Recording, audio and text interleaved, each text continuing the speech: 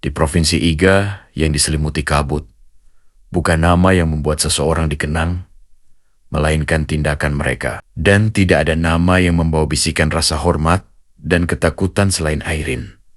Ia adalah seorang kunoichi ninja perempuan yang memiliki kelincahan seekor rubah salju dan ketenangan seorang biksu zen.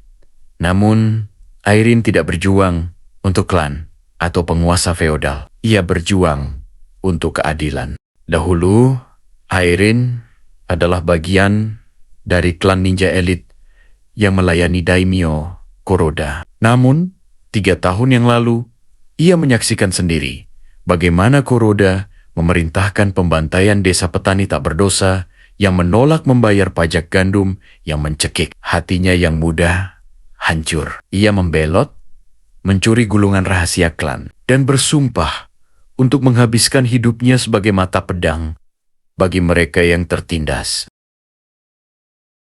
Suatu malam yang gelap, hanya diterangi oleh bulan sabit tipis, Airin menyelinap masuk ke Shiro Kastil, milik shonin, pedagang kaya bernama Jiro. Jiro terkenal karena menimbun beras di tengah musim kelaparan, menjualnya dengan harga selangit kepada rakyat jelata, dan menyuap hakim setempat untuk menutup mata. Airin melompat dari atap ke atap. Jubah ninjanya menyatu dengan bayangan. Ia bergerak tanpa suara. Bahkan lantai kayu tua di kastil itu tidak berani berderit di bawah kakinya. Ia mencapai ruang penyimpanan utama. Di sana, tumpukan karung beras menjulang tinggi seperti gunung buatan manusia. Di sudut ruangan, Jiro, si pedagang gendut, tertidur di samping tumpukan koin emas yang baru saja ia hitung. Airin tidak datang untuk membunuh Jiro. Kematian adalah hukuman yang terlalu cepat. Keadilan sejati adalah pengembalian hak yang dicuri. Ia mengeluarkan gulungan peta yang ia curi dari klan lamanya. Peta jaringan terowongan rahasia yang terhubung ke 5 desa termiskin di luar tembok kota. Siapa di sana? Siapa kau? Seseorang yang datang untuk menyelesaikan urusan yang belum tuntas. Beraninya kau masuk ke Shiroku? Apa yang kau lakukan dengan karung-karung itu? Aku bukan pencuri, Tuan Jiro. Aku adalah pengembalinya. Pengembali apa kau merobek karung-karungku? Beras-berasku berceceran. Itu keuntungan yang kucari dengan susah payah. Keuntungan yang Anda cari di atas penderitaan orang lain. Anda menimbun hasil panen saat musim kelaparan, melanda desa-desa di bawah kastil ini, lalu menjualnya dengan harga yang membunuh mereka. Itu urusanku. Semua orang perlu berusaha untuk hidup. Aku punya hak atas propertiku. Hak? Apakah hak Anda lebih besar daripada hak seorang ibu untuk memberi makan anaknya yang kelaparan? Karung-karung beras itu tidak berceceran. Jiro, beras itu akan dikembalikan pada rakyat.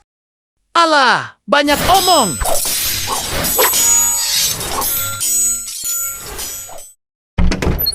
Tuan Jiro! Tuan, ada apa denganmu? Cepat cari dia. Airin kembali ke desa dan meninggalkan beras di depan rumah warga, lalu pergi.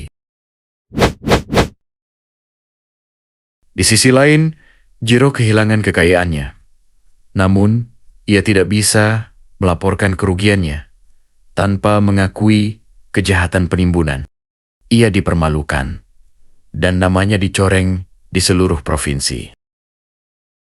Airin, sang kunoichi keadilan, sudah jauh meninggalkan Iga, menuju provinsi selanjutnya, di mana ketidakadilan berkuasa. Ia tahu, jalannya adalah jalan kesendirian dan bahaya. Tetapi setiap tawa anak yang diberi makan, dan setiap keluhan tiran yang terbungkam, adalah bukti bahwa pedang keadilan miliknya telah menemukan sasarannya.